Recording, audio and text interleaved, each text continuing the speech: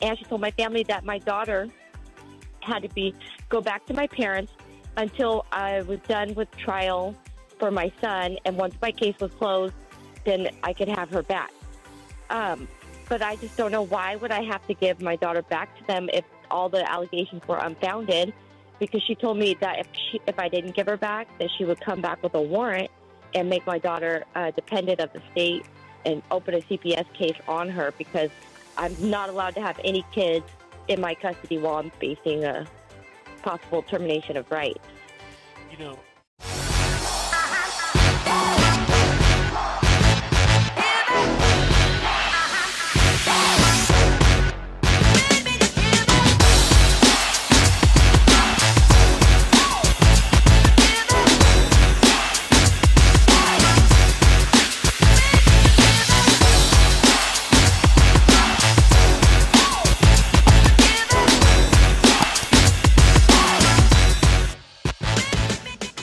we're back. This is Attorney Vincent Davis, and this is The Secret, How to Fight Child Protective Services and Win.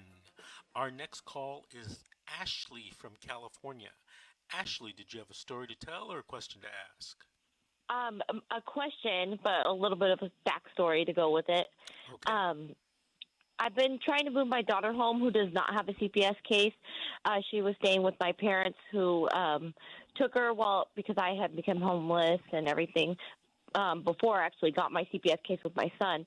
But anyways, once I got on my feet and I had an apartment, got stable and everything, and a car, I moved my daughter back home with me. Well, when I did that, an emergency social worker showed up to investigate allegations from I'm sorry, I didn't tell you. My son has a CPS case. And my social worker, when I moved my daughter in with me, she made a report to an emergency caseworker that I had moved my daughter in with me while I was currently facing termination of rights for my son, and I was failing to complete domestic violence classes and failing the drug test. So when that emergency worker showed up at my house, she told me what the allegations were, and I showed her proof of all my drug testing slips, all current, showing that I was testing and I was not using drugs. And I showed her my certificate for my domestic violence class that I had, in fact, actually completed it. So the emergency worker closed that investigation and put that the allegations were unfounded. Mm-hmm. But she still told me that, and she told my family that my daughter had to go back to my parents until I was done with trial for my son, and once my case was closed, then I could have her back. But I just don't know, why would I have to give my daughter back to them if all the allegations were unfounded? Because she told me that if I didn't give her back, that she would come back with a warrant and make my daughter dependent of the state and open a CPS case on her, because I'm not allowed to have any kids in my custody while I'm facing a possible termination of rights. You know, it's a very gray area, Ashley.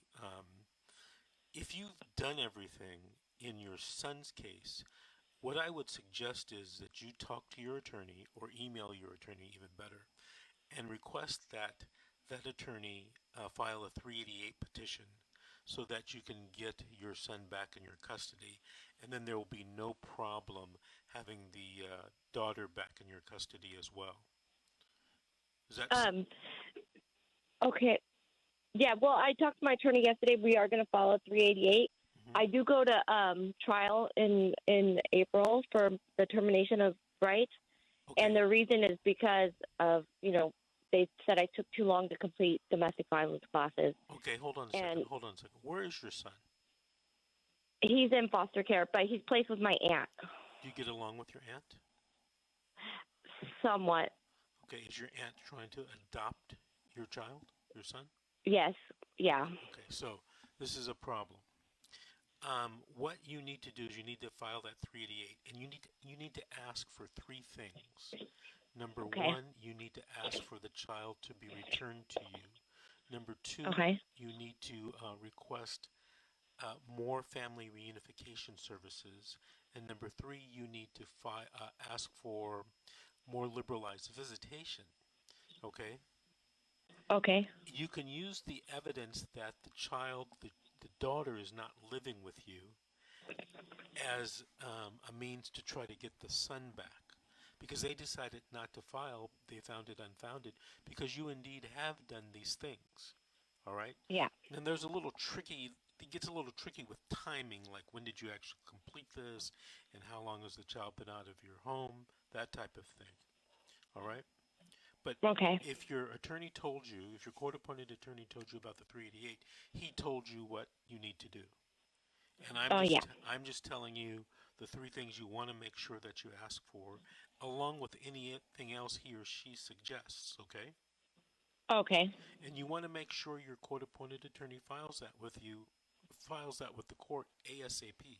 Because if you're a 366.26 hearing to terminate your rights, if that's coming up, if you don't file the 388 in time, you know you're going to have a problem. The other thing that you should do, someone just reminded me, you should file a motion for a bonding study with your son. Oh, yeah. We did that. So my lawyer is scared that it would work against me just because she said in her history she hasn't really seen them work Okay. in the favor of a client. Okay. Well, this is what you do. You get your Hmm. own psychologist to do a bonding study. All right. Okay. And I know a handful of guys and gals who do this type of work or these types of evaluations. I don't have the list in front of me, but if you give me a call at my office and leave me a message, I can have somebody get back to you with a handful of names. Now, most of these people are down in Southern California, and Yeah, I I'm in notice Sacramento. right. I notice you're another part of the state, but you can still contact them, and you can still talk to them, or maybe they can refer you to someone in the Sacramento Okay. area. Does that make sense? Yes, it Okay. does make sense. Okay, so 388 and bonding study, that's what you got to get to have any chance. And maybe your family should talk to your aunt about trying to take your kid away from you. I just had this conversation with someone today. Do you know that when people adopt children, they think they're going to get paid until the child turns 18? Not true. They're evaluated again after 2 years. Even though the social worker might tell the foster parent, hey, you're going to get money until they turn 18. That's not true. They're evaluated Hmm. after 2 years and they could lose funding.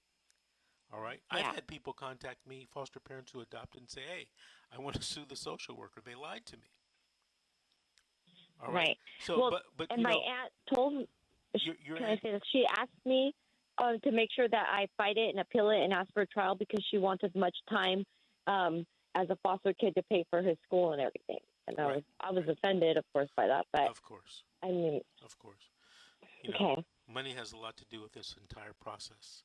If Hmm. your aunt became legal guardian, all right, and not adoptive parent, she would be paid until the child turns 18. But Hmm. but everyone's pushing adoption, and that's the reason why.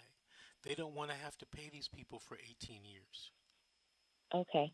Well, I asked my son's adoption social worker why we couldn't do guard the other day, and she said that they just do the most permanent plan, which is for his case was adoption. I said, well, you guys that seems like the most permanent plan for everybody. She goes, no, we evaluate it. Guardianship's not an option. Right. But Go. my lawyer yesterday told me she's going to try to work, see if they do want to terminate my rights, see if she can work with them to get guardianship instead of adoption, so that way I still have rights and can still fight for him. The only way to do that is with evidence. The best evidence to try to make that plan go through is a bonding study. Okay, Okay? gotcha. Now, Thank you. social workers, they push adoptions for a lot of different reasons. They say it's the best interest of the children. I say it's because of money. But I'm telling you what you and your attorney should do, or at least look at. Hey, Ashley, I want Thank to you. thank you for calling and thank you for listening. In a few weeks or a couple months, whenever this thing goes down, call us back and give us an update, all right? I will definitely keep you guys updated. Thank you so much. Thank you, Ashley. Bye-bye. Bye. All right, we're going to have to take our next break. This is The Secret, How to Fight Child Protective Services and Win, and we'll be right back.